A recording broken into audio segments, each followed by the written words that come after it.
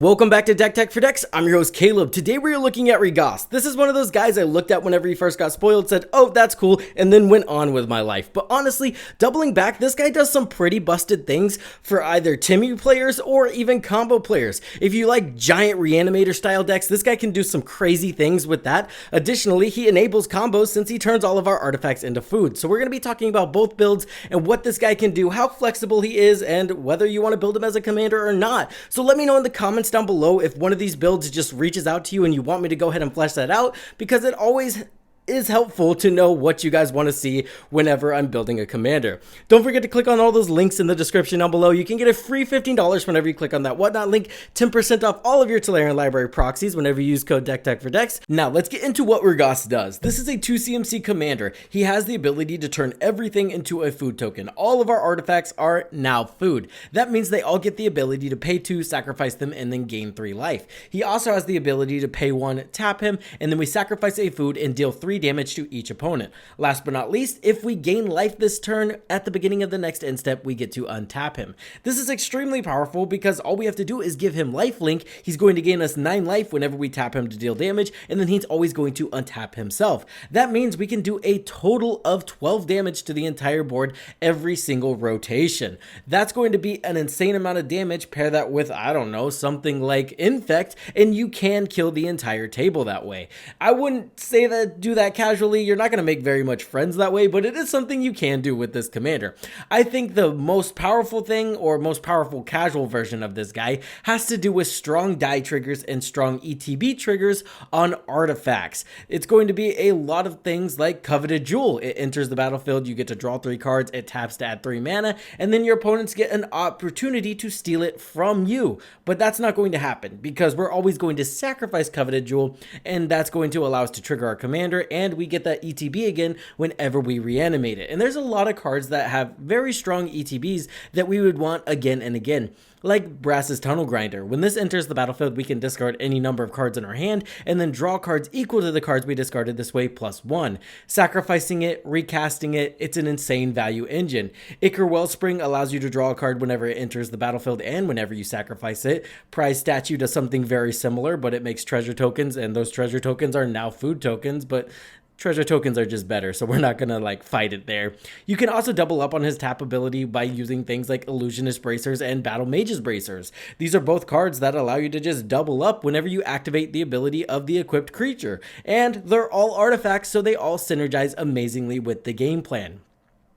There's also a lot of cards that allow you to gain 1 life whenever an artifact enters the battlefield, so you don't have to go with the lifelink strategy, but I think the lifelink strategy is super easy to slot in here. There is no shortage of equipment that give this guy lifelink, and again, all of those are artifacts, so they synergize with the whole artifact reanimation strategy in the deck. Let's talk about the combos we can pull off real quick because I think they're kind of dumb. Nuka-Cola Vending Machine is one of those cards that does weird things with weird commanders, and this is one of them. This is a 3 CMC artifact that says pay 1, tap it, create a food token. And then it says whenever you sacrifice a food, create a tapped treasure token. Well, guess what? That tapped treasure token is now also a food token. So that means if we have something like a grinding station on the battlefield, a 2 CMC artifact that says sacrifice an artifact, target player puts the top 3 cards of his or her library into his or her graveyard, we can mill our entire library because this also says whenever an artifact comes into play, you get to untap grinding station. So you tap grinding station, sacrifice the treasure food to generate another treasure food since a food was created, right? It loops, you get infinite amount of artifacts this way, and then as long as you have a way to sacrifice them, you get to benefit on whatever sacrifice ability that is. Whether it be something like a Clark Clan Ironworks and you're generating 2 mana every time you sacrifice something, or again, something like a grinding station where you're milling cards every time you do this. And then you top it off with something like a Savine's Reclamation to fetch your combo out of the graveyard to win the game. Pretty busted stuff here. Let's talk about the reanimation of this deck. Before we get into all the bomb cards, we're going to be trying to reanimate, sacrifice, and reanimate again.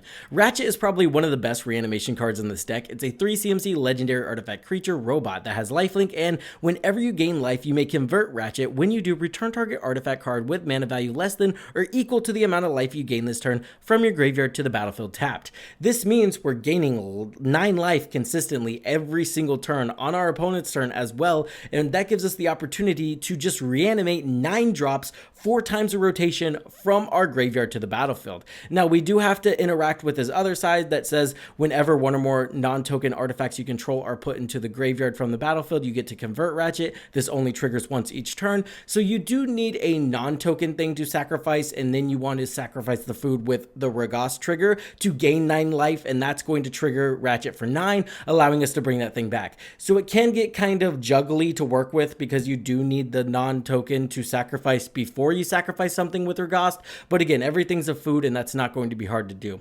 Unless the timing restrictions allow you to do that, but I'm not super sure on that, and I'm not really versed on rules and Magic, so someone can let me know in the comment section down below if you can do the sack trigger on the non-token and still reanimate with Ratchet, but I think that's too much of a timing nightmare to actually happen. The next thing is Salvation Engine. This is a 5 CMC artifact vehicle that says other artifact creatures you control get +2/+2, and whenever this vehicle attacks, return up to 1 target artifact card from your graveyard to the battlefield, and then it has crew 6. So now we're reanimating whatever we want from the battlefield. Doesn't matter CMC, doesn't matter.